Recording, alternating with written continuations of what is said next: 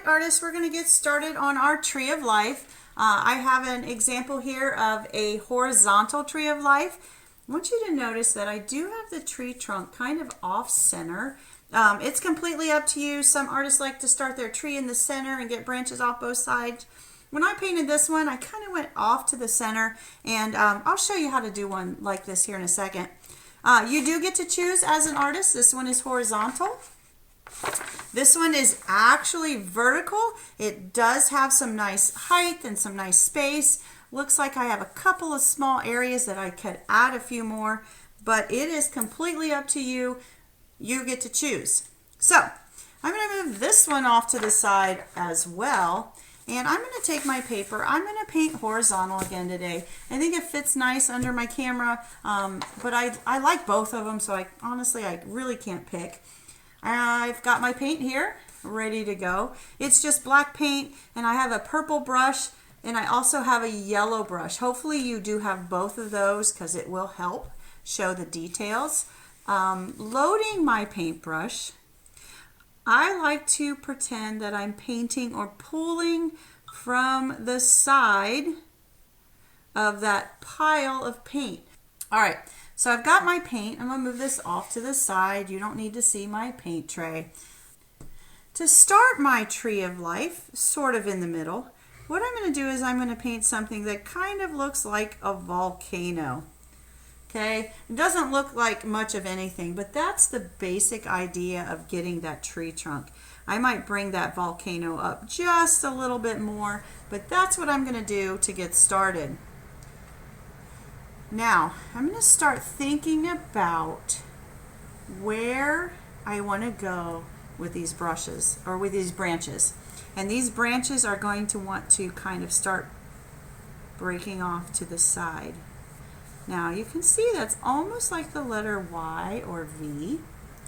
And I'm going to go ahead and take these big branches, and I'm going to just keep kind of going to the top of the page. I'm going to get brave, and you're going to see I keep loading my brush, and I'm going to get my first spiral. Now, I didn't have enough paint on my brush to finish, but I know where I need to fill it in. So it's okay to go ahead and let your paintbrush continue even though it's out of paint. Because if you're in motion, you might as well stay in motion. And I kind of just give my brush a little swirl. I can load my brush up anytime and give my tree a little swirl. I like to use this big purple brush to get the big swirls started. I can go back and I can fill it in later. But you can see how I can use my brush to go ahead and fill in the page with these big swirls. Look for those empty spots, squeeze them in where you can, and that's where I'm going to stop with my purple brush for now. So I'm going to put that to the side. I'm actually going to grab my yellow brush. Again, I know these aren't filled in very well, but I can always go back. But I'm going to grab my little brush now.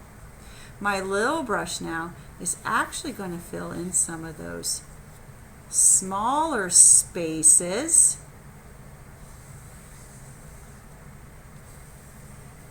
where I think I could squeeze some more swirls. I just think the more swirls,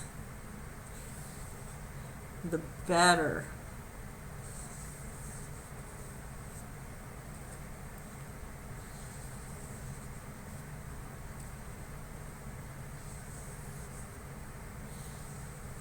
All right, that's pretty good for a start. I might work on it a little bit more, but now that I've kind of got the general idea of where my swirls are, this is where I can actually take my time, go back in, maybe with my smaller brush, to clean up my craftsmanship.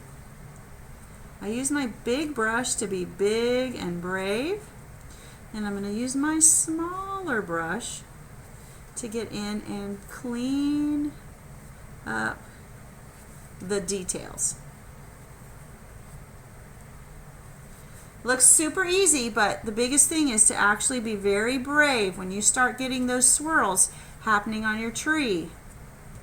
Just be brave. So what I would do, I would probably sit for a few more minutes and clean up my art, but I am going to stop there because I think you get the idea of these big swirls on your tree of life.